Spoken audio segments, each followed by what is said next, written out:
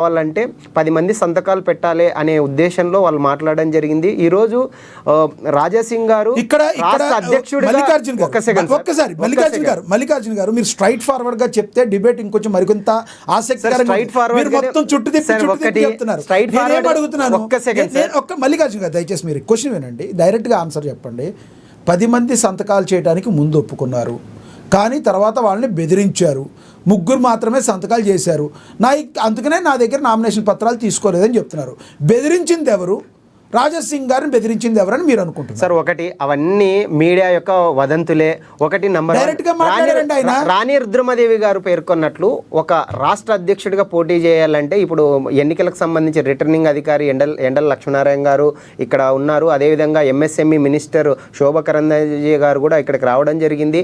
10 మంది కౌన్సిల్ సభ్యులు సంతకాలు చేయాలంటే అందులో 3 మాత్రమే సంతకం చేశారు. మిగతా వాళ్ళతో సంతకం తీసుకొని రండి, మీ నామినేషన్ తీసుకుంటామనే చర్చ జరిగింది.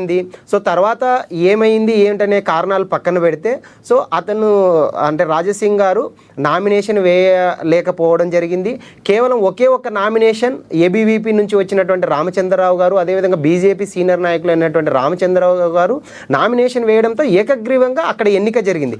ఇక్కడ కేవలము మీడియా యొక్క సృష్టి కావచ్చు, ఇతర పార్టీ సృష్టి ఎలా అవుద్ది? ఆయన ఏం మాట్లాడారు? నన్ను బెదిరించారని మీడియా ముఖంగా ఆయన చెప్తే దీనిలో మీడియా సృష్టి అంటున్నారు మీరు. సార్, మీడియా ముఖంగా ఎక్కడ బీజేపీ నాయకులు నన్ను భయపడించారని చెప్పేసి రాజాసింగ్ గారు పేర్కొనలేదు. ఆయన భయపెట్టారని చెప్పలేదు. నాకు ఎవరైతే సంతకాలు చేస్తున్నారో వాళ్ళని ఫోన్ల ద్వారా బెదిరించారు, చేస్తాక ముందుకు వచ్చిన వాళ్ళు కూడా ఆగిపోయారు, మీకు మీ పార్టీకి దండం అని చెప్పారు. సార్, ఒకటి రాజాసింగ్ గారికి బీజేపీ నాయకత్వానికి ఎటువంటి గ్యాప్ అయితే లేదు. కాకపోతే మా బీజేపీ పెద్దలు కూడా ఖచ్చితంగా పేర్కొన్నారు. రాకేష్ రెడ్డి గారు కావచ్చు, ఇతర నాయకులు కూడా, రామచంద్రరావు గారు కావచ్చు, ఇతర రాష్ట్ర నాయకత్వం కావచ్చు, జాతీయ నాయకత్వం అతని సేవలు వినియోగిస్తాం కాబట్టి ఖచ్చితంగా మళ్ళీ బీజేపీకి తిరిగి వస్తాడని అనుకుంటున్నామని చెప్పేసి మన వాళ్ళు పేర్కొన్నారు. ఖచ్చితంగా బీజేపీ పార్టీ రాజాసింగ్ గారు ఖచ్చితంగా భారతీయ జనతా పార్టీ ఎదుగుదల కోసం పనిచేశారు, హిందుత్వం కోసం పనిచేశారు, దేశం కోసం, ధర్మం కోసం పనిచేశారు. అలాంటి సీనియర్ నాయకులు రాష్ట్ర వ్యాప్తంగానే కాదు దేశవ్యాప్తంగా కూడా ఆయన సేవలు అవసరం. ఖచ్చితంగా మేము ఒక భారతీయ జనతా పార్టీ కార్యకర్తగా అలాంటి సీనియర్ నాయకులు భారతీయ జనతా పార్టీలో ఉంటే ఖచ్చితంగా కొత్త నూతన అధ్యక్షులు రామచంద్రరావు గారు పేర్కొన్నట్టు తెలంగాణలో ఖచ్చితంగా అధికారంలోకి భారతీయ జనతా పార్టీ వస్తుంది. నిదర్శనం ఒకటి సార్, బీజేపీ కార్యకర్తలు నాయకులుగా ఎదుగుతున్నారు. దానికి కారణం ఇప్పుడు 2 తెలుగు రాష్ట్రాల్లో ఇక్కడ ఏబీవీపీ నాయకులు అయినటువంటి రామచంద్రరావు గారు ఎంపిక కావచ్చు, అటు ఆంధ్రప్రదేశ్లో పివిఎన్ మాధవరావు గారు కూడా ఈరోజు ఏబీవీపీ నుంచి బలంగా వచ్చి ఈరోజు రాష్ట్ర అధ్యక్షుల హోదాగా ఉన్నారంటే భారతీయ జనతా పార్టీలో కార్యకర్తలే నాయకులు అవుతారు అని చెప్పడానికి, ఒక కమిట్మెంట్ ఉన్నటువంటి నాయకులే పనిచేస్తారని చెప్పడానికి ఇది ఒక ఉదాహరణ అని చెప్పేసి పేర్కొంటున్నాం సార్. అడిగిన ఒక స్ట్రైట్ క్వశ్చన్ తప్పితే మిగతా అన్ని చెప్పారు. మీరు రాజాసింగ్ గారిని వదులుకోలేకపోతున్నారు, అట్లాని పార్టీ మీద ఏం అనలేకపోతున్నారు. మీరు కొంచెం ఒక డైనమోలో ఉన్నట్టుగా అర్థమైంది సార్. దీని మీద రాష్ట్ర నాయకత్వం, జాతీయ నాయకత్వం పెద్దలు ఉన్నారు, వాళ్ళు ఖచ్చితంగా చర్యలు తీసుకొని దానికి సంబంధించి మళ్ళీ గ్యాప్ పూరించే విధంగా ముందుకెళ్తారనే ఆశాభావాన్ని వ్యక్తం చేస్తున్నారు. రైట్ మళ్ళీ మాట్లాడతాం మీతో. మనం బీఆర్ఎస్ నేత రామ్మోహన్ గారితో మాట్లాడదాం. రామ్మోహన్ గారు నమస్తే అండి. రామ్మోహన్ గారు వాయిస్ మ్యూట్లో ఉన్నట్టు చూడండి. రామ్మోహన్ గారు,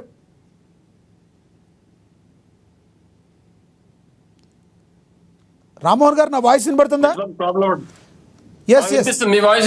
ఎస్, ఇప్పుడు వినబడుతుంది. ఎస్, రామ్మోహన్ గారు, ఏంటి రాజాసింగ్ గారితో మీ నాయకులు, అధినాయకులు చర్చలు జరుపుతున్నట్లుగా సమాచారం అందుతుంది. దీనిలో వాస్తవం ఉందా? మరి స్వయాన హరీష్ రావు గారు కూడా ఆయనతో టచ్లో ఉన్నట్టుగా వార్తా కథనాలు వినబడుతున్నాయి. దీనిలో నిజమెంత? టిఆర్ఎస్ పార్టీ వీరితో రాజాసింగ్ గారితో ఎక్కడ చర్చలు అధికారిక అయితే ఎవరు జరపలేదండి. పరిచయాలు మాట్లాడుకోవచ్చు. శాసనసభ్యులు కాబట్టి కలిసి ఎవరైనా 3 సంవత్సరాలు 3 పర్యాయాలు వీడు రాజాసింగ్ గారు కూడా శాసనసభ్యులుగా ఉన్నారు కాబట్టి ఆ పరిచయాలతో మాట్లాడుకోవచ్చు. అంతేగాని అధికారికంగా ఎక్కడ కూడా రాజాసింగ్ గారిని మా పార్టీలోకి ఆహ్వానించలేదు. ఇంతవరకు దాని మీద సమాచారం క్లారిటీగా ఎవరికి తెలియదు. ముఖ్యంగా గమనించాల్సిందంటే భారతీయ జనతా పార్టీ ఇటువంటి పార్టీకి సంబంధించినటువంటి కార్యకర్తలు పోగొట్టుకోవడం, మా దాంట్లో ప్రజాస్వామ్యం ఉంది, క్రమశిక్షణ చెప్పుకోవడం విడ్డూరంగా కనిపిస్తా ఉంది. ప్రజాస్వామ్యం అనేది పూర్తిగా లోపించింది భారతీయ జనతా పార్టీలో. ఎందుకంటే నామినేషన్ వేయడానికి ఆయనకు అవకాశం దక్కలేదు రాజా సింగ్ గారికి.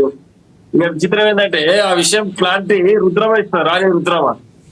ఈ ఏం ఆమె కెపాసిటీ నాయకత్వం ఏంటంటే ఆ సీనియారిటీ రాణి రుద్రమ పన్నెండు దాకా ప్రెస్ లో పనిచేసి ఏదో చిన్న పార్టీ బ్యానర్ మాట్లాడడం చాలా హాస్యాస్పదంగా ఉందన్న. భారతీయ జనతా పార్టీలో ఆమె ఒక కంటెస్టెడ్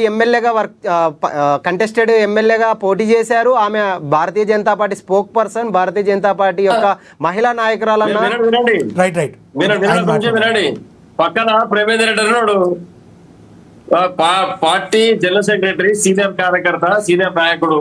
ఆయన వదిలిపెట్టి యువతతో మాట్లాడి అంతా ఏంటంటే అమ్మాయితో మాట్లాడిసి ఆడపిల్లతో మాట్లాడిసి మళ్ళీ రాజాసింగ్ ఏం కౌంటర్ చేయకుండా ఉంటారని దురుద్దేశంతో అమ్మాయితో మాట్లాడిస్తున్నారు. మీ వాదన ఏదన్నా ఉంటే మీరు మాట్లాడండి, అంతేగాని భారతీయ జనతా పార్టీ యొక్క అంతర్గత ప్రజాస్వామ్యం గురించి మీరు మాట్లాడడం చాలా విడ్డూరంగా ఉంది.